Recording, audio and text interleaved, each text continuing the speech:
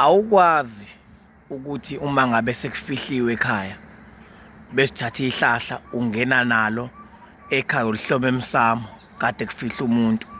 Akukwazi lento, asingayihambisi ngokulokhuzana ngokuthi mhlasimpe usiko noma ngani.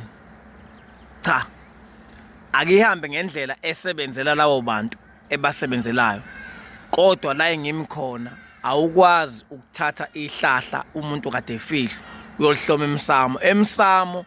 Ngisho umuntu kade elandiwe, mhlawumbe mawuthi kunomkhulu kade washona ubeseyintabeni, uma ngabe lo muntu eselandiwe, before angene ekhaya, lelo ihlahla lingeniswe ekhaya liyahlanjululwa esangweni, uxoliswe kulo muntu, cha siyakuhlambulula yami ngoba usungena ekhaya. Mhlawumbe uthi umnini wakulo muzi, siyakucela ngoba usungena ekhaya manje ungangeni nezifo, ungangeni nezimpi.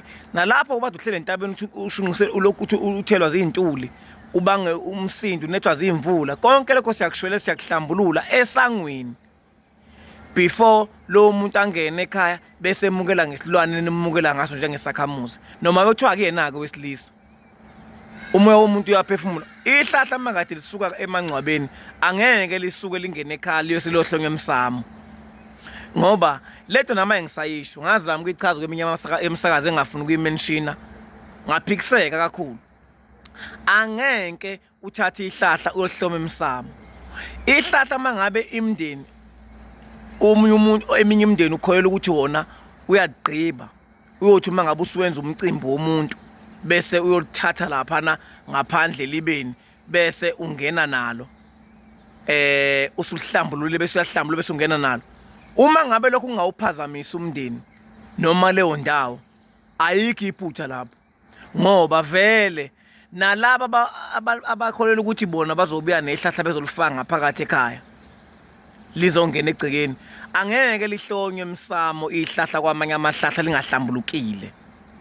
Khona bathi ke thina silibeka phansi ihlahla, asazi ukuthi imndeni amandla khona wafana. Angeke lihlale liqeda unyaka noma liqeda inyanga ezu9 ihlahla lihleli phansi, libheke ubani, liqikelele ubani, ngoba mangase lithola umuntu ogangile sizoba nenkinga. Lento yehlahla bafowethu ngifuna ukuyikhuluma ukuthi engigarante ngakho ngeke uthathe ihlahla lisuka ngaphandle uyolifaka kwamanye amahlahla. Umuntu uyahlanjululwa mengena ekhaya. Nibona namhlanje nje into ezethu zingalungi, kungena wonke umuntu ekhaya, umuntu esangweni kufanele ahlanjululwe, kushiwo kuthiwa cha sibanibani ungangeni leli khaya no 1 no 2 no 3. Manje nginayo imbuzi ningasebenzisa ngisho inkukhu yokumhlambulula lapha esangweni, ngoba phela abanye basuke benembuzi yokumemukela kuphela, mhlawumbe kade kulanda umuntu usamoya, mhlawumbe oyisakhamuzi usezongeniswa ekhaya lakhe. Uma kade kufihla umuntu, uma nithatha ihlahla nilifaka lapha emsamo, selihlanjululwe nini? Lifaka kanjani emsamo emahlahleni alungile abantu esebenzela umsebenzi base beshiyo kuthiwa cha njengamanje ke sesinenzela umsebenzi seningathathwa ke ihlahla bese liyobekwa lapha. Ungathatha kanjani ihlahla lomuntu olibeka emsamo engakhunjulwanga lingcolile? Ungcolisa umsamo phela manje lapho. Lo muntu uhambe ngesikhala, lo muntu uhambe ngesifo esithile sokugula la, uthatha ihlahla ulifaka kwamanye amahlahla emsamo lapha. Lo nto iyaphazamisa. Uma ngabe umndeni ukhoyela ukuthi wona uzoligqiba ihlahla, umuntu angawuphazamisi lo mndeni, ngoba uzokutshela ukuthi uma ngabe sewusuka lapha emangcwabeni, mhla usulungisa umcimbi wakhe, uyohamba emangcwabeni ufike umemeze usho ukuthi cha sibanibani sikulandile ke namhlanje, siyahamba siza nawe ekhaya, bese uyalihlambulula ihlahla, bese uyamthatha uthi namhlanje ngoba sikulandela ukuthini, sifuna ukwenzela umcimbi wakho, usuyabiza usuyakhunjulwa, buze ekhaya njengamanje usuyongena ekhaya esehlambulukile.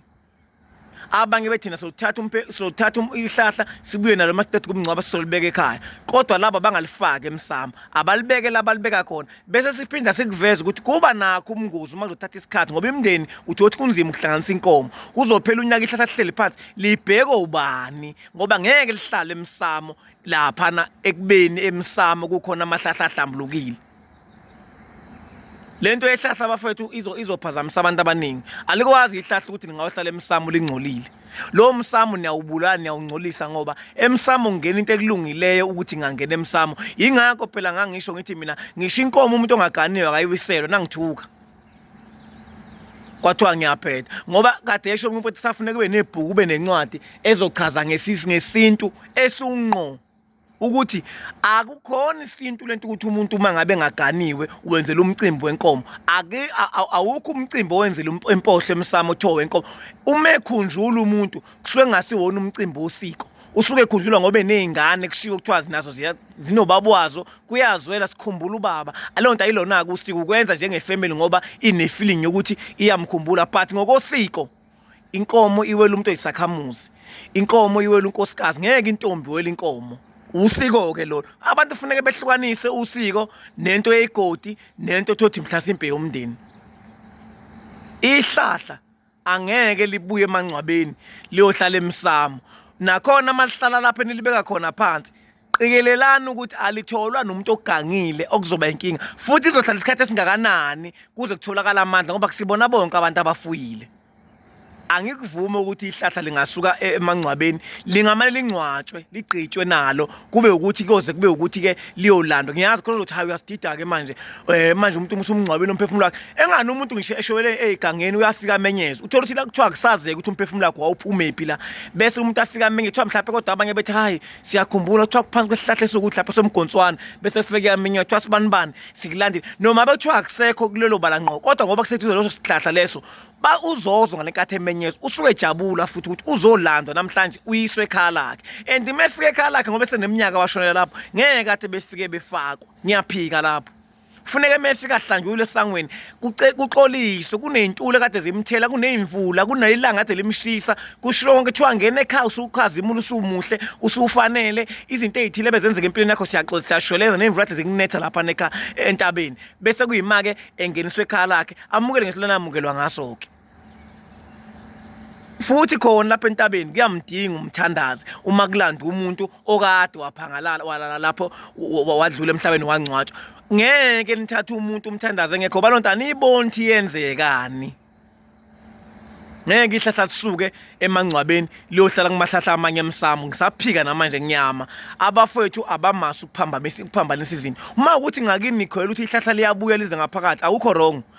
Yibani nendlela ukuthi nizogcina la nizogcina khona lingakangeni emsamo kwamanye amahlahla, ngoba mele afaka kwamanye amahlahla lo msamo usungcola usufile wonke, sekumele uqale phansi manje kukhishwe idala kuhlangulwe umsamo, zihlangulwe nasesangweni, bese kuyima izongeniswa zonke. Ingakho umuntu uyahamba kubathanda kuthiwa idala sezaphuma ekhaya, idala engaphandle incane, into ekhipha idalo incane kakhulu, into ekhishwe idala idikile, ngisho inhlamba ekhaya ayikhulumi inhlamba.